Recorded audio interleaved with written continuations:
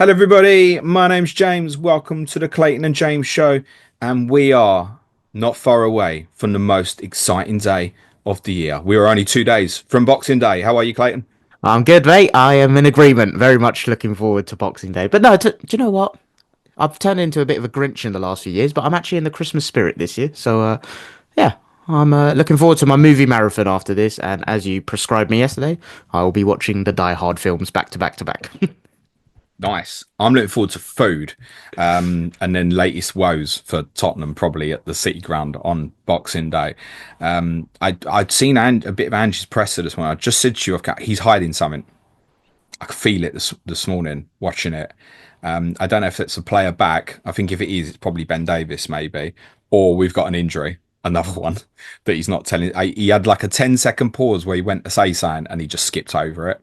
Do you think So it's something that might come out in like embargoed section or something like no, that? no, ITKs? No, no, because it I just think it was won't. something he didn't want to say. Yeah, so All right, watch this um, space. yeah, maybe. No one's buying Tottenham players at the moment, are they? Oh, some are because some are looking for a Bukayo Saka replacement, and we'll be covering that. We're going to be we'll just cover off the suspension tightrope as well at the moment because we're kind of close to the borderline of 19th game. Look at players who are close to a suspension. Going to cover off a little bit about the Everton Liverpool rearrangement because most people thought it was going to be February the 11th, and I can tell you it's not going to be February the 11th unless Liverpool lose to Accrington Stanley. Who are they exactly? In the FA Cup third round. Eurofocus is a big club in France, or some would say a Lille club. We're going to finish a bit with a bit of Christmas Eve on this day, but as promised yesterday, we're going to kick off by talking a little bit about Clayton's team. Huge Bukayo Saka blow, mate. Yeah, I was gutted. Yeah, this season it feels like Arsenal seem to really be struggling to gain any sort of momentum. It's like start of the season there was the red cards, then there was like the sequence of injuries that happened in the back line. Then Odegaard was out for a couple of months, and just recently we kind of came back from the international break. Started well. It started to look like we were getting the group together. I think it was Forest, Sporting, West Ham, maybe in that order, and obviously scored like 3-5 and 5. And now then we had the blip against Everton, and it's like, oh, okay, what's going on there? And now this has happened, and there's no way to dress it up. It's shit. It really, yeah, it knocked me yesterday. Like I'm someone that's quite a glass half full kind of person, but to be honest, even on Saturday, like I don't know if you were watching the game, but as soon as it happened, I was like, I know Saka's become a bit of a meme for people with like limping and stuff, but that was one I was like, oh shit, that does not look good. I know Like, it's clear straight away. I know people yeah, saying, "Oh, are you sure he's out?" Yeah, definitely. yeah, and I've not actually seen what the official timeline is, but I've seen credible ITK saying kind of like February, March time as a possible return. But yeah, absolutely gutted to be honest. Yeah, Yeah, I that's don't think it's been confirmed if he's torn the hamstring. If he's torn the hamstring, honestly, he may struggle to play before April because of yeah. like the March international break. And obviously, you need to build it up. You're going to miss that amount of time, and you want to go into fully sprinting. You want to make sure that's okay because if you have another setback again and redo it, you're going to have to look at Reece James as like an example of what can happen if you've got repetitive problems with your hamstrings and stuff. So yeah, major blow. Not been confirmed as yet in terms of definitive, but Arteta has at least said he said it kind of straight away. He's like, we think it's probably bad. And all the ITK info at the moment suggests yes, it's probably going to be minimum 2 months, which means he's going to miss a lot of football. You did Clayton cope quite well with the absence of Martin Odegaard, better than I thought you would actually. In fairness, I think the big difference with this is though you're now entering a period where you can't afford to be having too many draws and stuff and lose at a Bournemouth. You are chasing, so you need to be hitting a period now, like you did from mid-January last year, where it's going win, win, win. If you have 2 games this month, like I mean, I'm sure you won't lose to Ipswich and Brentford, but if you did, like say you lost to West Ham and Fulham last year, it's over. Yeah, I would suggest. yeah, yeah, 100%. So that's the real challenge now: is keep winning games without, I guess, your most likely player to get attacking returns. I think that's Well, fair yeah, to he's our say. talisman, isn't he? What do you think the solutions are here? We saw Uh, Martinelli go to the right. Yeah, on that's the Saturday and did quite well. Is that the obvious solution here? I think that's the immediate what we'll see on Friday against Ipswich. Yeah, in terms of like possible solutions, I saw Arteta talking about Martinelli out there. Jesus has actually played there before for us and at City, obviously. Okay. Waneri, I think, is someone that I think could maybe be deputized there. Arteta mentioned him in the group. He mentioned Havertz. I think that's like some 4D chess shit that I'm not really sure how it will pan out. But in terms of the actual solutions I think we'll see, I think it's either going to be Martinelli or Jesus used there. Specifically on Friday, I think Jesus has done enough against Palace in both games to earn himself a start again at centre forward. And Martinelli, I think, looked quite good on Saturday when he went to the right. Like He this did. is yeah, this isn't going to be anything new. I've seen a lot of people saying this, but just in agreement. I think it simplified his game, and like he's played on the right before in a couple of cameos. I think one was actually against Everton last season briefly. But there's one really crystal clear in my head, which was maybe 2 or 3 seasons ago against Newcastle, where I can't remember if he started at right wing or if he just moved there, but him and Tomiyasu linked up quite nicely on the right. And yeah, I think what people say about it simplifying his game, his decision making isn't the best on the left, and it hasn't been for a while. But on the right, I think it's just head down, get to the byline, cross it, and not to kind of take anything away from him. It just seems to suit him a bit better. And I thought he was quite good at kind of taking his man on when he moved to the right, getting the crosses in and stuff. So yeah, on Friday, like right now, if I had to put my colours to the mast for a prediction, I'd say it's Martinelli on the right, Jesus centre forward. But I think it's one of them where if there's any element where we're not looking fluid in the forward line, I think Arteta's going to use this to experiment a little bit. I think with the Odegaard thing, it was like, okay, we're going to change a little bit to like a 4-4-2. We're going to be quite direct. I think with Saka, I'm not convinced if things don't go to plan with Martinelli on the right, I'm not convinced he's just going to stick with it. I think he is going to try and maneuver things around a little bit. So, like, that's what people have been asking me, like, what about Jesus for FPL?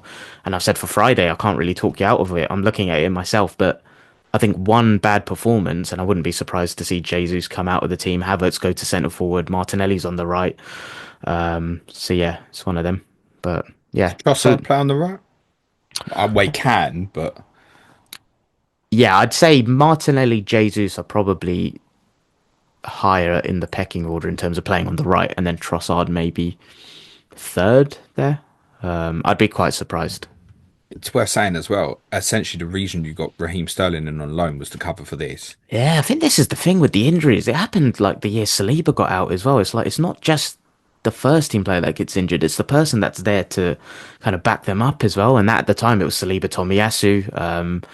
At the minute, it's been Timber, White in areas, and it's the same like you just said. Like I think Martinelli would have played anyway, regardless of Sterling being fit. But I think Sterling would have been tried in a couple of times because Sterling's not been great, but there's been moments where I've seen he's got attributes that I think could be quite useful for things that Arsenal struggle with in terms of tight spaces, and it just brings a little bit of chaos through positive and negative actions. But yeah, that's a bit frustrating. But yeah, I think Martinelli would have been the choice anyway. How long's Sterling out for? I'm not sure. Again, with him, not seeing a timeline on him to be honest, but I don't think he's back Sounds like immediately. weeks rather than days, though. Yeah, that's the vibe I'm getting as well. Okay. Yeah, any chance for back three? Ooh. I'd be very surprised. Haven't thought of that.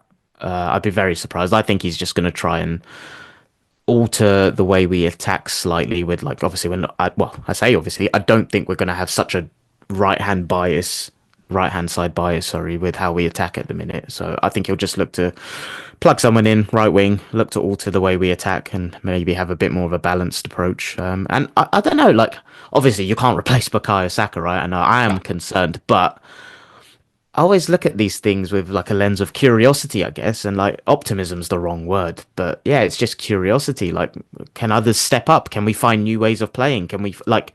I quite liked what we found without Odegaard, and it's a bit annoying that we kind of didn't try it in other periods when we were struggling, where we looked to just be a little bit more direct. Yeah, can we find other layers that we can add to our game without Saka? But yeah, it's going to be impossible to replace him, but weirdly curious about what we can find elsewhere. Reece Nelson wouldn't be worth.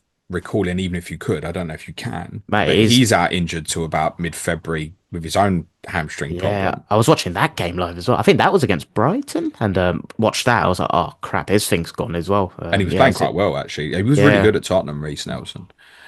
Do you think you could go into the market?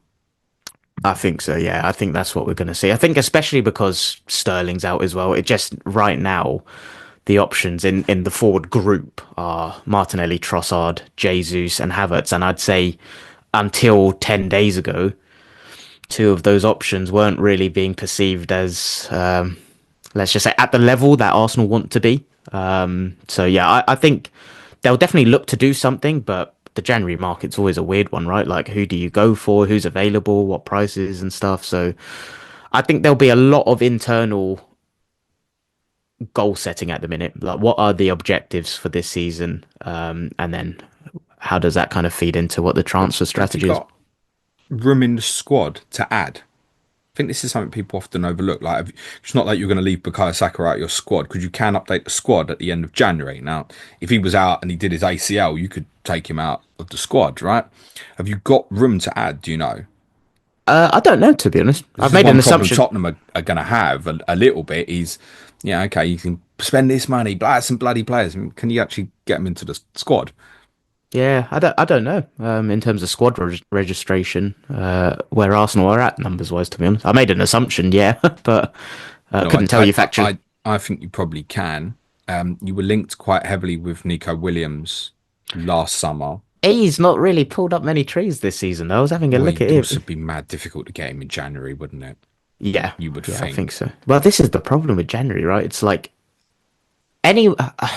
I can't remember if we were talking about this on a Patreon pod or a public one, but like the level Arsenal have been at the last 2 years, the pool of players that can actually go and elevate it to another level is very small. And those players aren't going to be available on the cheap, and let alone mid-season. Like someone like a Nico Williams, who, granted, he statistically doesn't look like he's performing well. Can't confess to have actually watched him much, but what clubs are going to let them go mid-season when they've got their own objectives and stuff that they're looking at, right? Like Isaac's the one I've been talking about for ages. I bloody love him. Why would Newcastle sell him mid-season? And also, the minimum he'd cost, I'd probably say they're looking at 80, 90 minimum.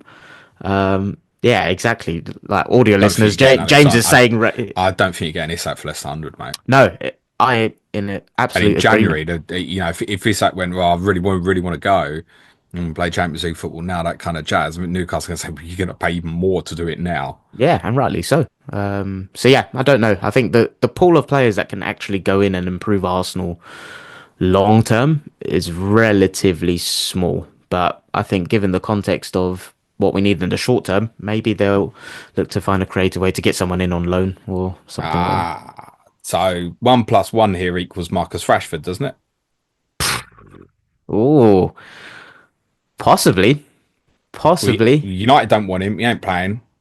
Yeah, it could be Gives you a another. solution. You could look before purchase, if you will. That's kind of how the Sterling one came about, to be fair. So yeah, possibly. And I presume you've got room to bring a player in on loan yeah, I assume so. or even buy. Yeah, the buying Rashford, I'm not sure.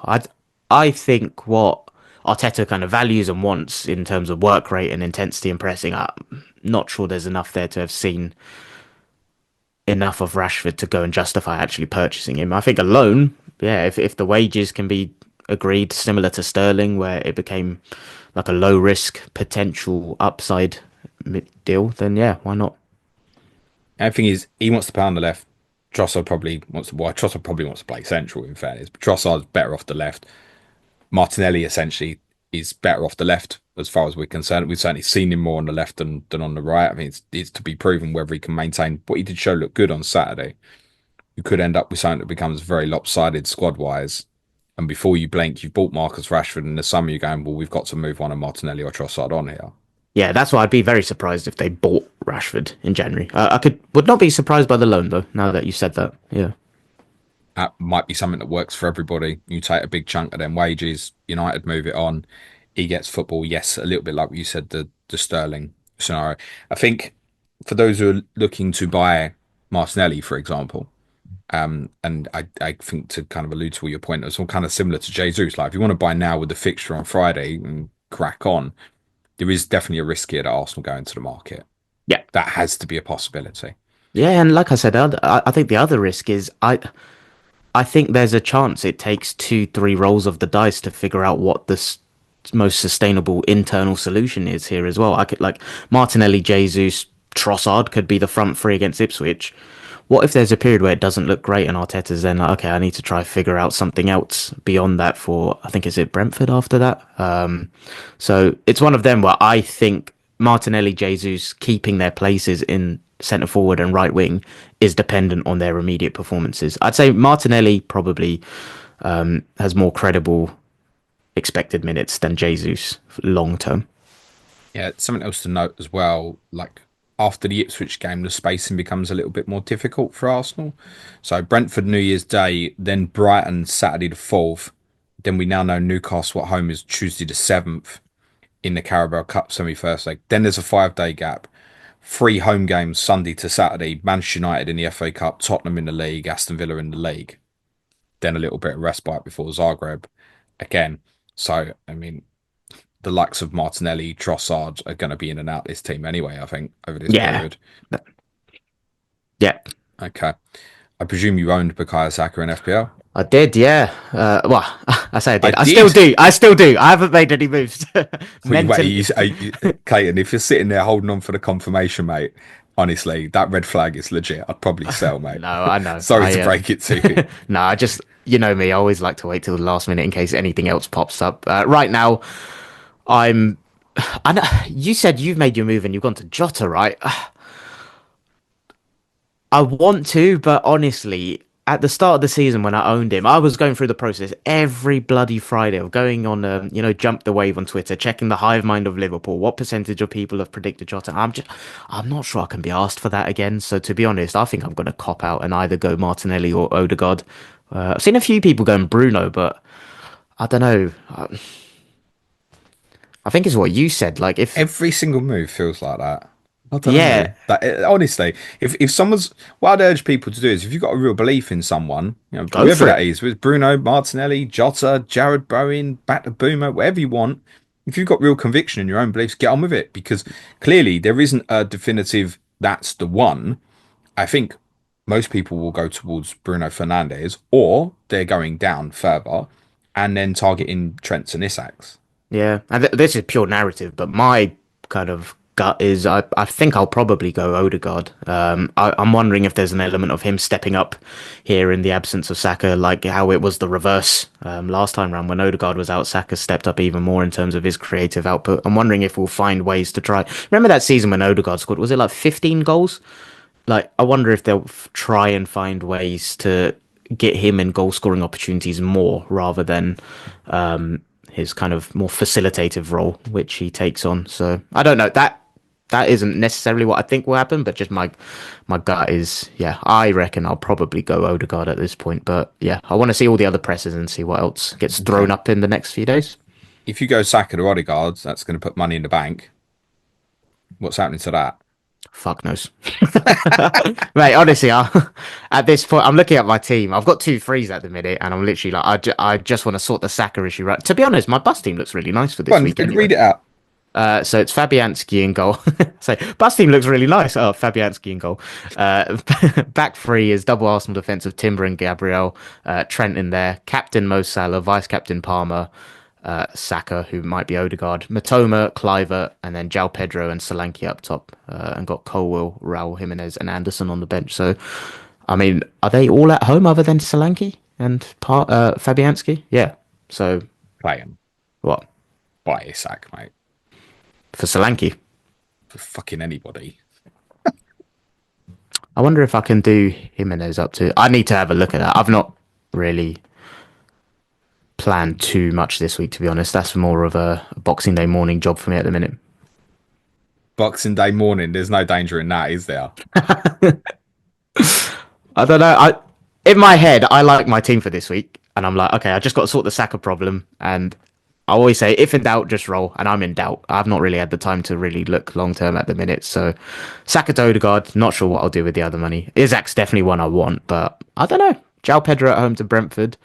Solanke Forest They've might got be a bit real tough. defensive issues. Brentford kind of confirmed since we did the podcast yesterday as well. Pretty much down to Collins and me as the only available centre backs. They're probably going to have to play Roslev and Lewis Potter, I think, in the fullback positions. One's okay. I don't know about both. So that's really light defensively for Brentford. So, Yeah. yeah, I know João Pedro is frustrating a lot. I think this is a This conversation night, for after this week, I think. exactly. And that's what I'll probably look to do. But Like, also, if you're in a position where you can go João Pedro to Isak, then you should consider that. yeah, I don't know if I am, but I don't want to sell João Pedro this week, personally. I bought Jota, and I did make my moves last night.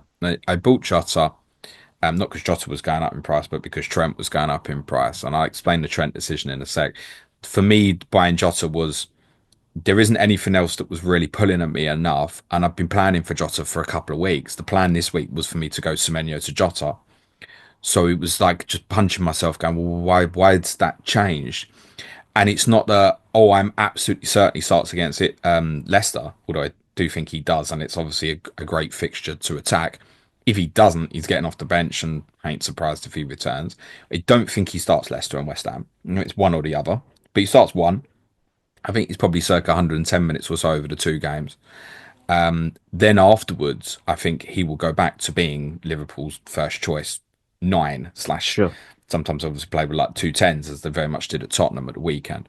But yeah, I think he goes back to being first choice. You look at the minutes pre-injury. This is a player who, I mean, I guess his injury kind of saved my season in a way because when Liverpool played Chelsea when he got the rib injury, I captained Jota.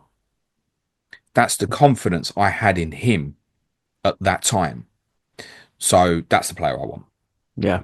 I know it's someone who could have a spell where it's like 1-2-1 shite, but I also know it's someone who's very capable of more.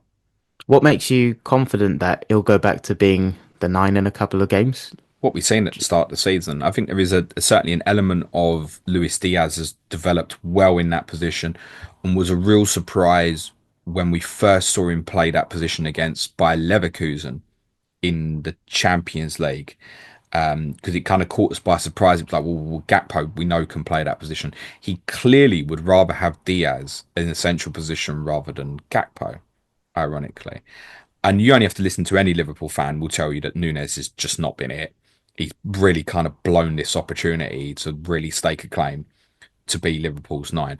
No doubt Nunes will still get minutes ongoing and will have an impact on Jota. It's very clear Jota will go straight in back ahead of Nunes.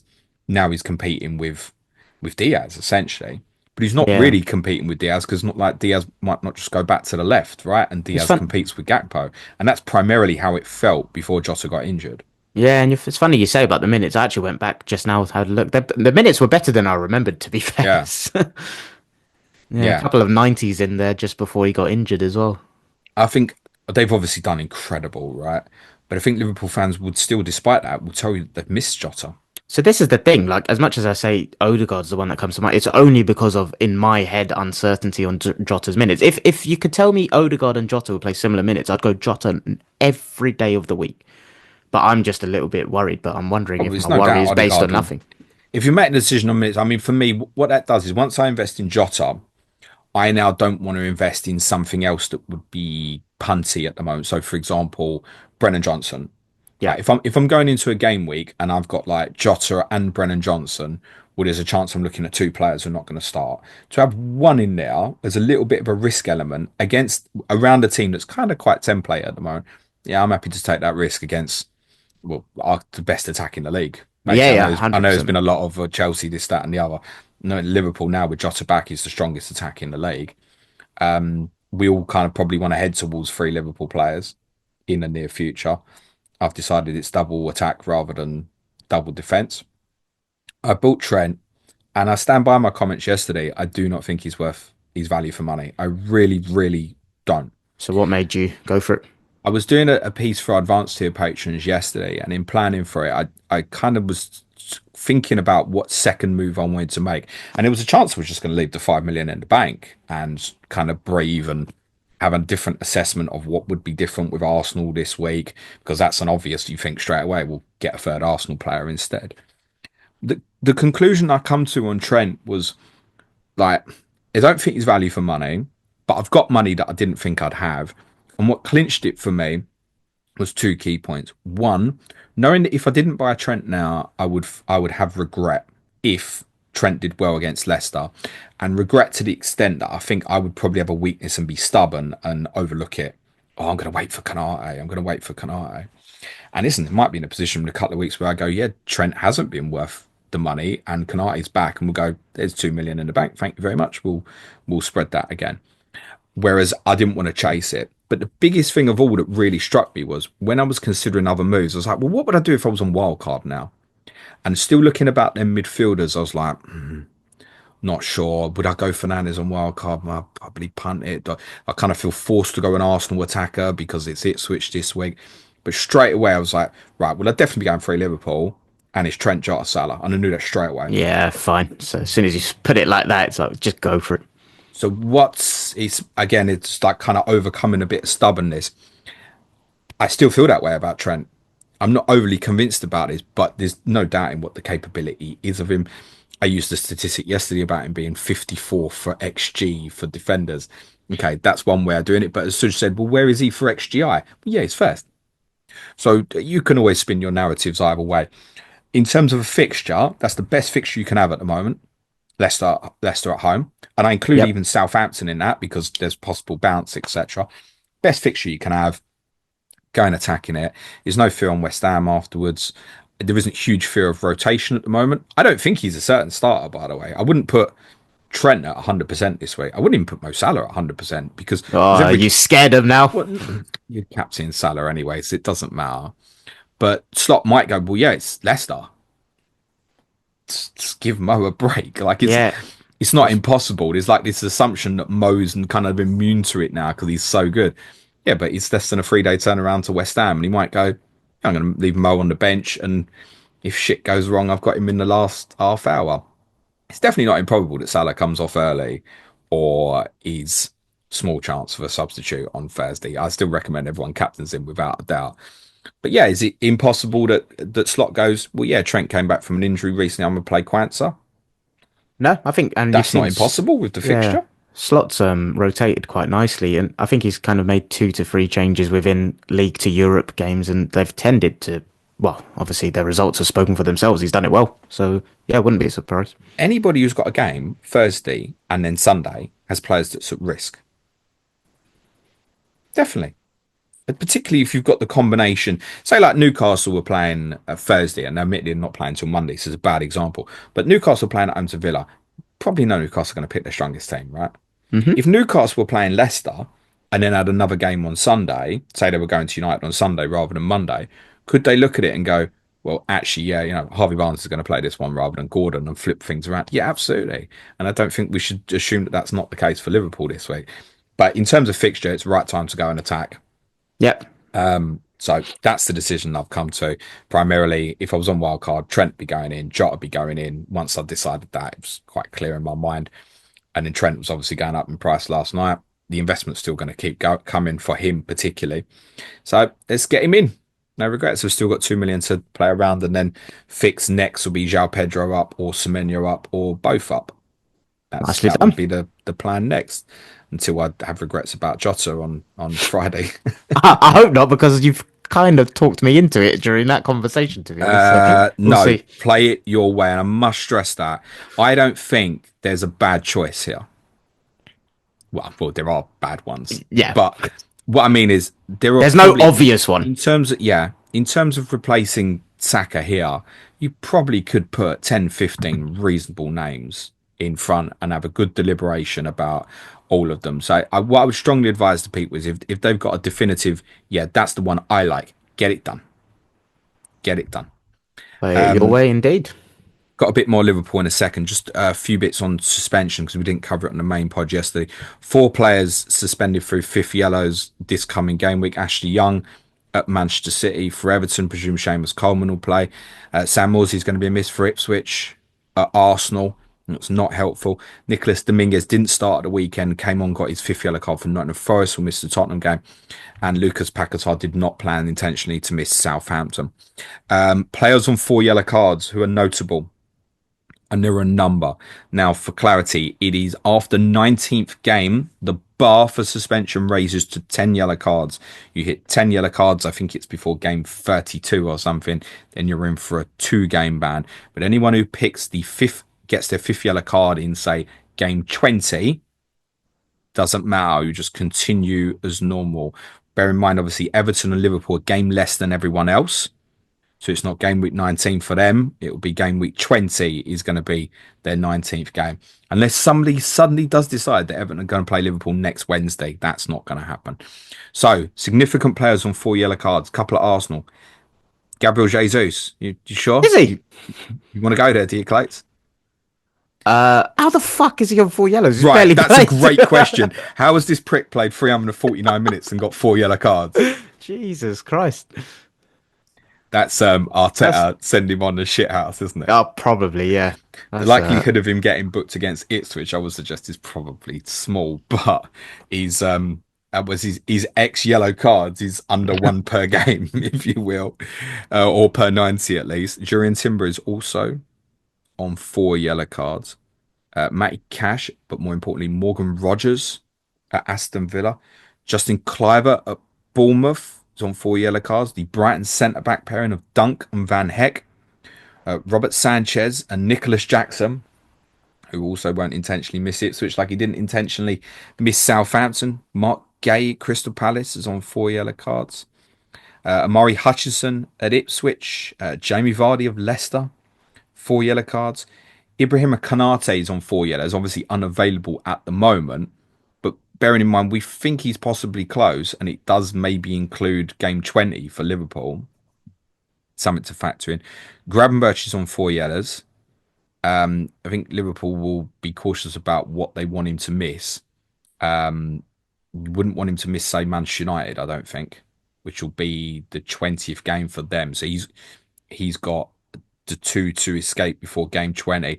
Also, I don't think they'd want him to miss Nottingham Forest if he got booked in the United game. So I don't think we could rule out the idea. That's a great example. With that in mind, I don't think we could rule out that Liverpool would leave Gravenberch out against Leicester. He's been so good for them this season. Szoboszlai's on 4 yellows, so too Darwin Núñez, Cody Gakpo, Bernardo Silva of Manchester City, Maguire and Ugarte at Manchester United, Fabian Schär and Newcastle. Sandro Tonali, not relevant for fantasy, but he's now playing the number 6 position, so I think it is quite relevant for the team. Potential impact on Bruno Guimaraes if he was to get a 5th yellow. Nico Williams, Morgan Gibbs-White, Nottingham Forest. Adam Armstrong of Southampton. I know he's in many teams at the moment. Rodrigo Bentancur is back from suspension for Tottenham on Boxing Day and also on 4 yellow cards. You know what that means. he's gonna get his 7 game ban added with a suspension. Edson Alvarez and Thomas Souček are on 4 yellow cards. And of course, also back from suspension this week is Rayan Ait Nouri, who sits on 4 yellow Quite a lot cards. of yeah, There's some both fact big yeah. name players. And I just think as well, just bear in mind, a good example for someone might be at the moment, we've got 3 free transfers and they want to make moves because they've obviously got Saka injured and you want to restructure the team. Just you're probably maybe not buying many of these players. I get that. I wouldn't be put off by like punting Jesus, for example, if that's what people want to do, or even Nicholas Jackson. Get on with it. But just double check on things that you have in your team. So an example would be a couple of weeks ago, I had Jackson, Nate Norrie, and didn't want to invest in Semenyo because then I was going to have 3 players on 4 yellows. And if you lose them all together, it's like, uh-oh. Now, one consequence, I think, of this Saka injury as well is that people are probably going to land with slightly stronger benches in forthcoming weeks. So you might be able to absorb it better.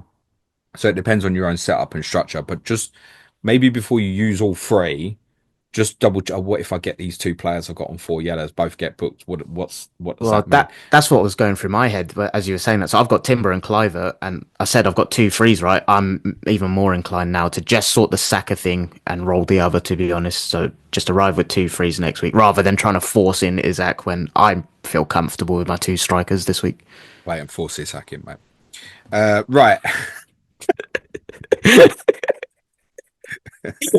It did.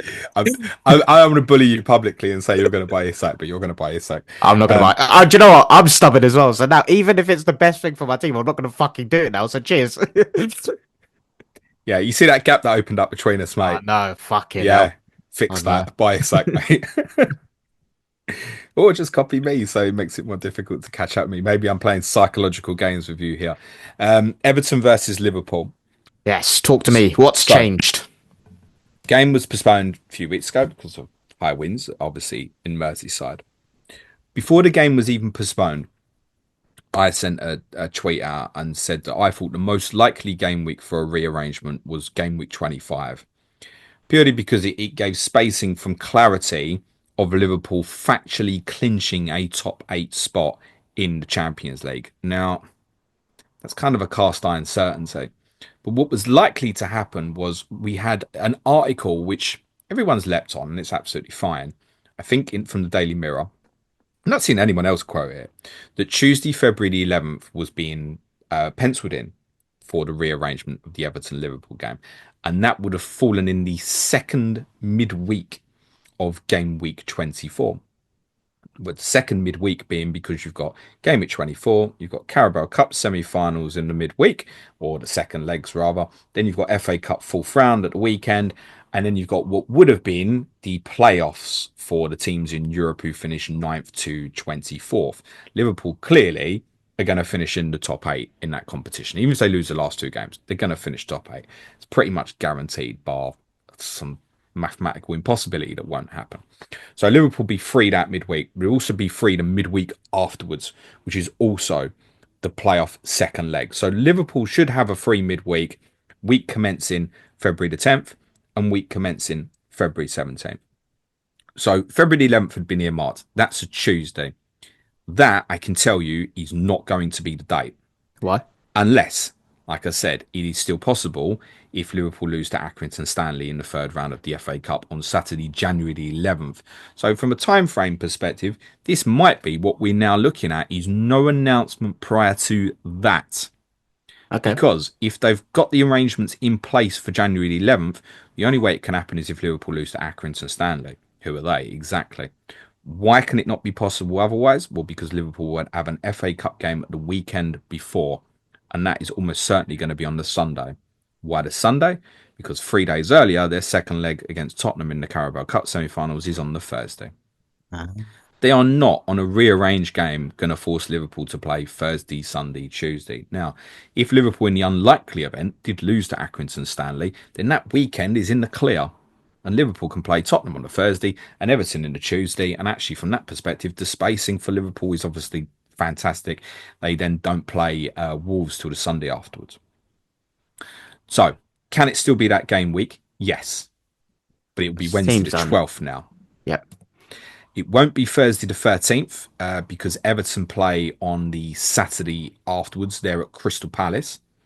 So despite the fact Liverpool play Wolves on the Sunday, it won't be Thursday the 13th unless the Crystal Palace Everton match, which I guess is not impossible, got moved from the Saturday to the Sunday. But there wouldn't be a reason unless Wednesday the 12th was unavailable for any particular reason. I don't know, that they deemed they didn't want it to clash with Manchester City have a playoff on the Wednesday night and TNT go, well, actually, no, we've got the rights for the game. We don't want it to clash with our Champions League coverage. You have to factor these sort of things in a little bit.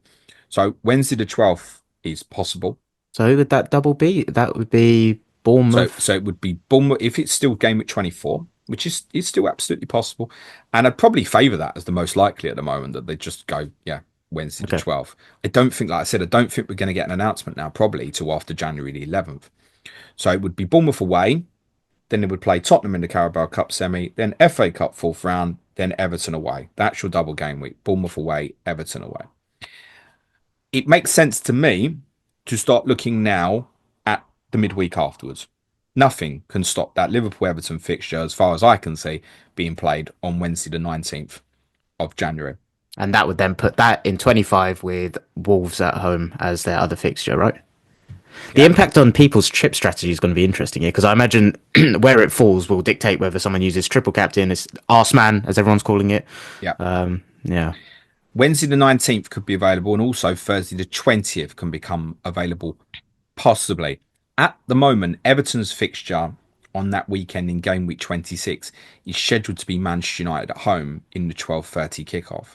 If Manchester United obviously don't finish in the top eight in Europa League, that game will move most likely to 7 o'clock on the Sunday night. And as Liverpool also playing Manchester City on the Sunday, that would also open up the Thursday in that game week as well. Makes sense. I think most likely dates now will be a Wednesday rearrangement, either on the 12th or the 19th. An impact of that could be other European fixtures, but I don't think so too much. There is surely an awareness at the moment that Manchester City are obviously likely to have a playoff game. And there is a chance, therefore, that from TNT's perspective, yes, they might clash. There isn't a scenario here where it's like it can't clash. That the fixture's probably going to be played in one of these two game weeks. Impact that you mentioned to Chips is quite relevant. So clearly on paper, if the double for Liverpool becomes Everton away and Wolves at home, rather than Everton away and Bournemouth away, clearly the second is better. Yep. One thing to note, obviously 24 in terms of the space, and I just mentioned Liverpool could have two games in between the Bournemouth and the Everton game. Now, in terms of, say, Salah for, say, triple captaincy, I don't think there's actually a major concern there. Yeah, you'd want him to come through the Tottenham game unscathed, but the chance I'd get is breaking the FA Cup fourth round rather than In the Everton league. in the Yep. league. Correct. So in terms of starts, it would only be an injury probably against Tottenham or in the first game Yeah, that and would at make that that a point, you're problem. just unlucky if that happens. Also, though, if it moves to game week 25, where, say, Liverpool play Wolves at home, Everton away, and then Manchester City away on the Sunday afterwards, all Sunday, Wednesday, that's a bit dicey. But I don't think it would be because under that circumstance, Liverpool have had a free midweek before. So then to expect Salah to then play Sunday, Wednesday, Sunday, I don't think it's a problem. Yep. Makes sense. And I think if obviously the fixture goes in 25 rather than 24, you'll get more of a push towards the triple captaincy. I know obviously the Arsemanship comes into play from game week 24, but if it's now going to become a double in 25 of Everton and Wolves, the two other single fixtures for slot would be Bournemouth away and Manchester City away. Yeah, suddenly as a Is block that of it's not doesn't look great then. no? Whereas at the moment it's double Wolves at home, City away. It's the same four fixtures, but trust me, it's The psychologically it's ordering, yeah. different. Correct. Because you'll go 25 is amazing for him, but 24 and 26 is not. And as it's the middle one as well, to activate in 24, what you activating something else going on, you hokey cokey in it, you'd probably more maybe look at sort of starting in 25 and then going to 27. For the record, Liverpool have Newcastle at home in 27. But I think if it goes to 25, that's triple captaincy for anyone who's got Yeah, it, isn't it? it's literally just Definitively. yeah, you're taking Liverpool at home to Wolves and then adding an extra fixture in Everton away, which Everton have proved recently defensively resolute. But yeah, And the circumstance where Liverpool would have a free midweek before it. I think if I still own my triple captain, I'd be triple captaining if it fell in 25. Yeah, and I wouldn't want to do the assistant manager the way you've said it could fall. Because yeah, I agree. Psychologically, it messes with you. Yeah, it's interesting. So I think for the Arsemanship, it's better to have the double in 24. Correct. Agree. For Salah triple captaincy, it's better to have the double in 25. Yeah, That's how it feels to 100. me. Yeah, I 100% agree with that. I'm sure there'll be Okay. others that feel different, but yeah. So at the moment, I would still have it probably projected because the plan was Tuesday 11th. I can't see why that can't become Wednesday the 12th. So at the moment, I think it's still a projection for game week 24, slightly over game week 25 as it stands. In Percentage probability, just in your opinion? 60-40, I Okay, think. sure. My instinct, as soon as I knew the game was in doubt, was game week 25. But we know that this has been well rumoured that February 11th, game week 24 is being penciled in. I don't know why that couldn't be Wednesday the 12th at this moment. That's how I feel about things. Again, announcement. I think you'll probably wait until after the FA Cup third round for confirmation of this. So that means that's taking us up to the period between game week 20 and 21. And also, obviously, game week 21 is the midweek after the FA Cup third round. So it would need to be a quick announcement after the FA Cup third round. So it's possible you won't know till going in towards sort of game week 22. Yep. It's going to be fun planning in that So period. I know everyone wants the when rather than the what. Well, the when. I think you've probably got a few more weeks to go. I think Fair play. you'd still be looking at sort of 4 weeks notice for the arrangement. I think for a local derby, I think that's fair enough to be honest. Right, talk to me about this big club from Francois Clayton, or should I say this Lille club? Ha! The Lille club indeed. They have scarred me because of Nicola Pepe. They But scar you because of Gabriel as well, or not? absolutely not. Yeah, that was Oh, a you win some, you lose some, don't you? I mean, very true, that very was a true. bad lose on Pepe, but carry on. No, but yeah, we'll talk about some of their talent production because yeah, some of the names they've produced and scouted and then made better is absolutely outstanding the way they've kind of navigated, yeah, their youth academy and the transfer market.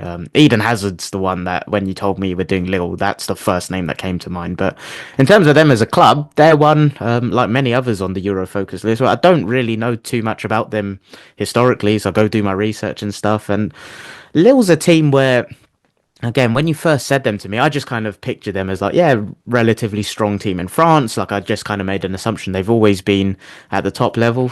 Yeah, found it's not been the case. So for always, anyway, they were founded in 1944. And it was a merger of two clubs. They're in the northern region of France, so it was the merger of SC5s. I'm sure that's how it's pronounced. This is nice. It's back to Astana, is it? Yeah, and Olympique Lillois, and yeah, that the intention there was to try and create a bit more of a stronger presence in that region.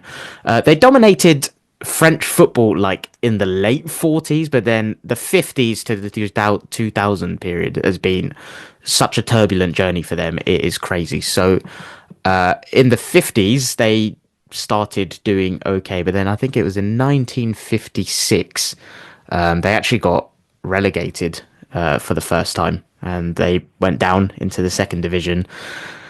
They then Ligue went, 2. yeah, exactly. Went through, yeah, very turbulent period there. So they got relegated in 1956. They then came straight back up in 1957, but then. And then they did well in that season. They actually came sixth. And looking at it historically, it was quite unexpected. They obviously just got relegated, came back up, bounced well. But then they finished 18th, and then they went back down into Ligue 2. And they were kind of known as a mid-table side for a lot of the late 60s. But then 1969 was probably one of the darkest periods in their history, looking at it, where specifically 23rd of June 1969, they actually abandoned their status as a professional football club. And then they actually spent a few seasons in the amateur leagues. They recreated themselves as a professional team, entering the second division in 1970, and then went through a period of lots of promotions and relegations. And in this period, they actually, because they kind of abandoned their professional status, they were looking quite, yeah, they were in trouble financially. So they played a lot of friendlies with famous clubs who we still know to this day, but at the time they were really prominent. And because of their region in France, it was teams like Marseille, even teams from outside of France, Anderlecht, Standard Liège, Feyenoord that they were playing in friendlies and kind of trying to raise money to try and keep them afloat. And yeah, it was a really turbulent time for them. They finally returned to the top tier of French football in the 77-78 season. And again, that period in between there and the 2000s was quite turbulent. But 1997, they actually went into another financial struggle, and there was a crisis that led to them to the brink of bankruptcy, and unfortunately they got relegated again in that year. They then came back in the 2000-2001 period season, sorry, under the guidance of manager Claude Puel, who Who? Claude Puel, the Southampton Leicester. ex-Southampton Leicester manager. Yeah. Yeah, I associate him with Southampton. I didn't realize he was at Leicester for longer. It's because the spell at Leicester was so shit. That's Yeah, why. but I didn't realize he was there for longer than Southampton. Anyway, yeah, they came back into the top flight in 2000, 2001, and it was only a few seasons later in 2004 they actually got into the Champions League. And from there, I think that's where they started to establish themselves. They moved into a nice stadium in 2012, which capacity-wise is I I've think it's lost. about 50, isn't it? I think. Yeah, it's in the 50s. I can't remember specifically what it is. But yeah, moved there in 2012. And yeah, that period of like the 2010 onwards is just, I think, what really kick-started them. They actually won the league in 2010-11 for the first time. And yeah, they've had some amazing players there. I think Eden Hazard I touched on already. Johan Cabaye was one that when he was at Newcastle as well, like, I wanted him at Arsenal for a period. Amazing player. Debussy, I know, is one that people probably remember him more for like the latter parts of his Newcastle days, and he then came to Arsenal. But in that Lille team, he was really impressive. Javinho again, someone that people will think of the meme at Arsenal, but for that Lille team was really impressive. And they've had some incredible youngsters over the years as well, like Renato Sanchez, Jonathan David. We spoke about off air. He's in there. The keeper Mannion has gone to AC Milan. They've produced and scouted many players. Osman's one that I didn't realize actually played for Lille in Yeah, I a saw period as that. well. Yeah. And Nicola Pepe, like I kind of joked about it, but he's someone that it, I think Nicola Pepe, if he didn't have the price tag on him, would be assessed a little bit differently. I'm not saying he was like a great player, but he had attributes of you could see why he was kind of this exciting prospect as a winger. From what you Why didn't saw you at just Liverpool. buy Zaha? It was so weird. Yeah, I don't know. Won't pay I think 60 for Zaha. Won't pay 60 for Zaha. Bang, 80 million for someone I people haven't think heard of. we had a guy called Raul Segnelli around, bit of a brown paper envelope kind of guy. I think there was some weird stuff going on there That's financially. that's an accusation I would like Yeah. to remove myself from. Yeah, cut that out. No. Get myself cancelled before 2025. But yeah, they've established themselves now. But I think, like I said at the start, they're a team that I kind of just made an assumption have always been quite stable. Didn't realize how much turbulence there was for them in the kind of 60s, the 70s, on the verge of bankruptcy in 97. And now you kind of like, yeah, they're very consistent. There's obviously an Englishman abroad there in Angel Gomez that we were kind of lauding about last summer. Domestically, they are fourth in the league at the minute, and in the Champions League, they're actually doing pretty good as well. They are. I think they were sixth Eighth. when I was eighth. Yeah, so they're eighth in the Champions League, and they play Liverpool I mean, it's worth in the saying new. that eighth is joint third in sense of the devil on points for yourselves. They've got the worst goal difference between yourselves, Leverkusen, Villa, Inter, Brest. Stop laughing at the back. Lille, Brest, right next to each other in eighth and Get seventh. this man So, on CBS. Michael Richards, I'm coming for you. They're in eighth, seventh, respectively. Kind of keeping the flag flying for France in the Champions League this year because in PSG are obviously in big trouble ahead of their game against Manchester City in match day 7. Yeah, but they're in a good position. Obviously, go to Liverpool next is part why we're obviously covering them now. They play final at home last. I mean, the one win we kind of thought 16 points would probably be enough for top 8. Probably will. So there's every chance they'll finish top 8 here, but they'll probably need to win that last game. I mean, did Liverpool go full strength against them? But I'm just looking at it's on a Tuesday. It's 3 days after Liverpool go to Brentford. Then Liverpool got Ipswich at home the Saturday after, and then PSV is not till the Wednesday after. I reckon it'll be one of them. Like it'll make 1 to 2 changes in positions where they're quite strong. But yeah, I think they'll go relatively strong Liverpool in that. Try and get the 21 points on the board and say we're done. The race in Ligue 1, where they're fourth at the moment, is worth keeping an eye on. They're 3 points behind Monaco and Marseille, second and third, respectively. They're 2 points ahead of Lyon. Lyon is a big story to keep an eye on in European football this year. Me and Sush did a pod on Money in Football on Patreon recently about Lyon, and they've had this provisional relegation given to them if they don't basically find 200 odd million by the end of the year. Obviously, qualifying for Champions League would be able to help to say we're getting this X amount of money next year is going to help. I don't even know if they'd be allowed to play in though if they was given that relegation. I would guess probably not. There is links here that's worth with Leon keeping an eye on what's happening at Crystal Palace at the moment. But John Textor has a 40% stake in Crystal Palace. He also has the ownership of Leon. He needs to find money for Leon. There is a suspicion he wants to find some of it from Palace, but I've heard some murmurs recently that he's trying to go for a little bit of a hostile takeover at Palace. Oh wow, okay, It all interlinks. yeah, yep. Keep an eye on that story in forthcoming months. Just a couple of bits more on Lille. I think one interesting aspect you saying they were formed in the 40s, but they won the title afterwards, like straight away, near enough. Yeah. That's because the two teams prior were both in a decent position. And you go, so that's weird. Two top division teams would merge, but it was obviously different times. They merged at the kind of towards the ending of the Second World War, and so you go, okay, yeah, fair enough. I get it. You want to merge, you want to have a stronger team within the region, etc.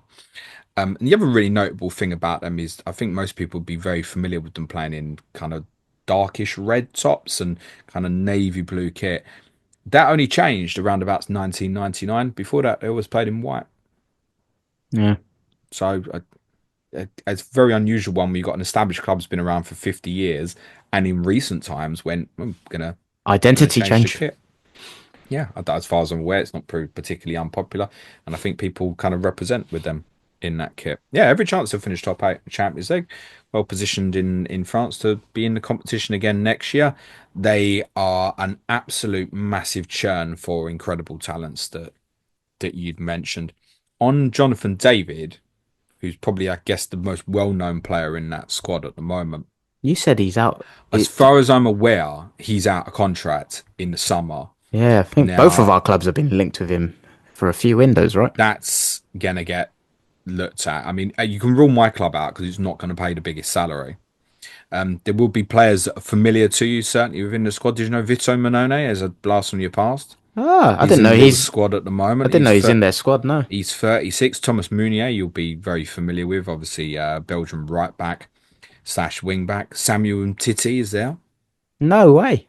So they've Yeah. got a bunch of has-beens, How many basically. boob references can I get into this podcast? I'm here all week. Michael Richards, I am still coming for you.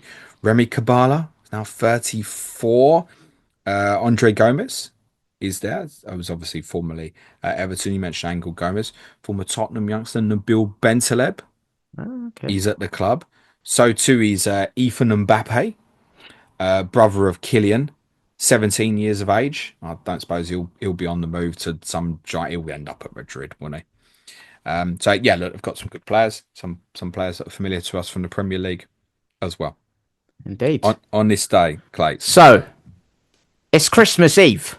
Yeah, What it's not a could lot. did It's you not a lot. cheat? Did you go Boxing Day and you're just gonna? Nah, nah, I didn't. There's slim pickings there. I did think I was going to have to go back to the 60s or something, but I've not quite done so because people might remember there was a game on Christmas Eve quite recently, Okay, last year, in fact, when Wolves played Chelsea. that was Christmas Eve, was it? Yeah, a little bit of a hullabaloo kicked off at 2 o'clock. Oh, it's so unfair on the fans, and yet it would have been easy to get a train back from Wolverhampton to London after the game, whereas on Boxing Day there's just never any trains. Like I can't get to Forest on Boxing Day. That's not the game I'm going to cover. The game I'm going to cover is from Christmas Eve 1995, which was the last time there was a game played on Christmas Eve between 1995 and last year's game between Wolves and Chelsea. Yeah, what it was? I don't, mate. I was a few months old. Well, that's just not good enough, is it? A very high profile one between two teams who do not like each other. Manchester United went to Ellen Road to face Ooh. rivals Leeds on And Christmas Eve were there a few in fixtures that day, 1995. or was that No, just it's the the only only? one. All right. Any There has any not idea why? been, between the Leeds United game and that Wolves Chelsea game, there's not been a single game on Christmas Eve played Why was in the this Premier one League. on that day? Do you know? Television. Oh, Same reason Wolves and Chelsea was. This didn't kick off at 2 o'clock, kicked off in the morning. oh, Which back then it wasn't uncommon. So I don't know if people remember this, but we were obviously very used to the 12:30 kickoff on a Saturday. But when that first started, the idea, the concept of if Sky wanted to pick hypothetically Manchester United, Liverpool for say their Super Sunday, and one of them was playing in the Champions League on the Tuesday, they used to bring it forward to the Saturday lunchtime, and it would kick off at 11:15. oh, wow. That was the kickoff time, 11:15. I don't know how I'd feel about that nowadays. Well, I Shit. don't think I'd like that It's at too all. early. It's Yeah, just that's way too early. way too. Can you imagine a panic in the FPL community? The deadline at 9:45 a.m. Like it's too early enough as it is, isn't it? Can't go out Friday night, babes. Why? 9:45 a.m. deadline tomorrow. And this one kicked off, I think, at 11:30. Um, Clearly as well, you've got policing issues for Christmas Eve. Police are going to be kind of busy with celebrations and stuff anyway. You've got two clubs absolutely hating each other. Yeah, I'm sure there was a request to say, yeah, early as possible. Plus, get people from Manchester or London, wherever, back out of Leeds. So United have obviously challenging for the title. Blackburn have won it very dramatically the year before. Kevin Keegan's Newcastle obviously absolutely flying. Leeds not in great state, to tell you the truth. This would be Howard Wilkinson's last season at the club. He was obviously the manager when Leeds won the First Division title in 1992. So expectation on Leeds to do well in this particular game, not particularly great. And their lineup was not one particularly to write home about. In the sense there were a lot of players there. You go, oh, there's a bit of journey stuff in there. He had a couple of really good midfield players. But there's one player in here I cannot recall at all. A player called Richard Jobson, Well, if you can't played for recall him, I'm not Leeds. gonna, am I have I? absolutely zero recollection of that player whatsoever. Mark Beanie played in goal, who was dog average. I presume John Lukic must have been maybe injured at that point. Or they might have even had Nigel Martin possibly even by that point as well. But Mark Beanie was normally their number two. David Wetherell played at centre back. People might remember him scoring the goal that kept Bradford up on the final day of the 99-2000 season against Liverpool. Tony Dorigo was a very good left back, but coming towards the end of his career, he should have played more often for England actually in the early 90s. Gary Kelly was a very solid right back, big number of caps for the Republic of Ireland. Played, I think, maybe his whole career at Leeds actually. Carlton Palmer, them long legs in midfield. The excellent Gary McAllister and obviously the late Gary Speed as well.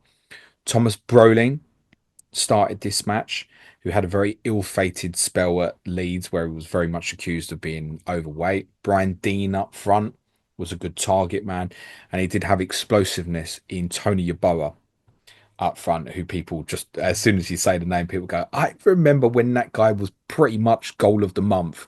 No, not just the goal of the month, all of the goals in the goal of the month competition. He had an extraordinary start to, must have been the season before, I think. It might have been this one, 95, 96. But yeah, he was having his collection of absolute worldies. The United lineup, Manchester United, Peter Schmeichel in goal. Paul Parker, Gary Neville, Dennis Irwin, Steve Bruce. They must have had some issues defensively at that time. 'Cause Paul Parker wouldn't have played a lot for them that season. So you'd have had like Ronnie Johnson or Gary Pallister. Must have both been unavailable. Midfield weren't bad though. Nicky Butt, Roy Keane, David Beckham, Brian McClare. Paul Scholes come off the bench for the record. Up front, Eric Cantona and Andy Cole. Not a bad team at all. No, not a bad team at all. But that team would find itself behind fairly early on in the game when Leeds were awarded a penalty by Dermot Gallagher, much to the bizarre protestations of Steve Bruce, who got right up a la Roy Keane in Gallagher's face. Actually had to be restrained by McAllister. I was like, calm down, mate. Corner comes in from the right hand side, floated over. There's one flick on, and I think Wetherell went to head it, and Nicky Butt's got his arm up. This wasn't like who was the Bournemouth penalty Uh, against Tyler Adams the other week. yeah. No, this was literally he was going for a Superman, mate. A proper stretched arm right above his head as he's jumping up. Yeah, clearest penalty you could possibly see. Steve Bruce loses his absolute nut. McAllister scores from the penalty spot. Leeds in the ascendancy, crowd up. One of the things I say is the link I'm going to put in the bio from highlights from this game is actually from Leeds' channel. There's no commentary, which is quite nice. You can hear and feel the atmosphere Ah, nice. in That's in the quite cool. video. United equalised after a rare mistake by Gary Speed, got kind of caught out in the left back position by Nicky Butt, squared for Andy Cole. Cole just guides it first time. It's kind of landing to him on the half volley and just guides it towards goal. Doesn't strike through it or anything. Kind of just almost lets it hit him. It's quite centre of goal low. Beanie doesn't get down very well. Goes in 1-1. But Leeds would go back in front before half time for a brilliant goal from Yeboah, who just had this astonishing power when he got in the groove and ran at people. He could have games where he felt anonymous, but that explosiveness was just always there. I can't really think there's a player in the Premier League at the moment you'd really compare him to. I don't think. No, I feel like centre forwards have changed drastically, right, in terms of Mm. profile. Anyway, Parker hesitates on a ball that kind of goes over the top, sort of 40 yards from goal, and he gets on the end of it and he's just racing away. Dinks it over, Schmeichel scores, puts Leeds 2-1 up. And they would have a very joyous Christmas at Ellen Road because Thomas Brolin, with second assist of the game, dinked one in towards the area where Brian Dean nodded in to give Leeds a 3-1 lead. If you do watch the highlights of it, look at Roy Keane's positioning on that goal and someone tag him and ask him to analyze it. I'm excited to do that. So bad. His positioning, he goes deeper than everybody else. It's really bad. Clayton wants to go and give Schmeichel a cuddle. I thought he hated him. Yeah, Roy Keane gets himself well out of badly positioned there. So Leeds won 3-1. Fortunes kind of wouldn't last that way for the two clubs during the season. Said it would be Howard Wilkinson's last year with the club. They got to Wembley to the League Cup final and were absolutely destroyed 3-0 by Aston Villa. And Manchester United will also get to Wembley that year, reaching the FA Cup final. Eric Cantona scoring the only goal in the 1-0 victory over Liverpool on their white/cream suits that would clinch the 1996 double. And Kevin Keegan did not like that. Oh, I'm looking forward to watching That the highlights of that that, is all especially from on this day. especially like you said without the commentary. I reckon that's quite nice to take in the atmosphere and stuff. Two things from that though. Dermot Gallagher refereeing 1995. Why Yeah. in 2024 is he running Ref Watch?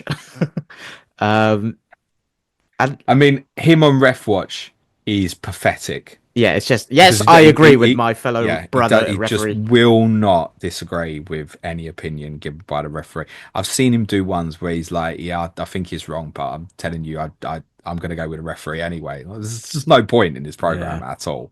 And yeah, I'm looking forward to watching the Roy Keane thing. That's another thing. It's just, football's changed so much, right? Even when you're asking about like a current player similar to Yeboah, I'm like, God knows. Yeboah's only one that I know because of Premier League years, though, to be honest. Like, obviously, I wouldn't have watched him live myself. But yeah, Premier League years will be consumed a lot over the next few days, I imagine.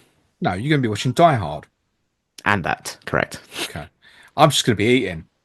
Clayton, thank you very much. I wish you and all our listeners and viewers a very Merry Christmas. Yeah, Merry If you want to Christmas, join everybody. me on YouTube on Boxing Day morning for the Game Week 18 I deadline think it's stream, 18. then I'll be there. And Suj, cold, maybe. He's been so sick, bless him. Suj will be with me on Friday for the Game Week Review podcast. Have a great Christmas, everyone. Be nice to each other. Cue music, please. Man child.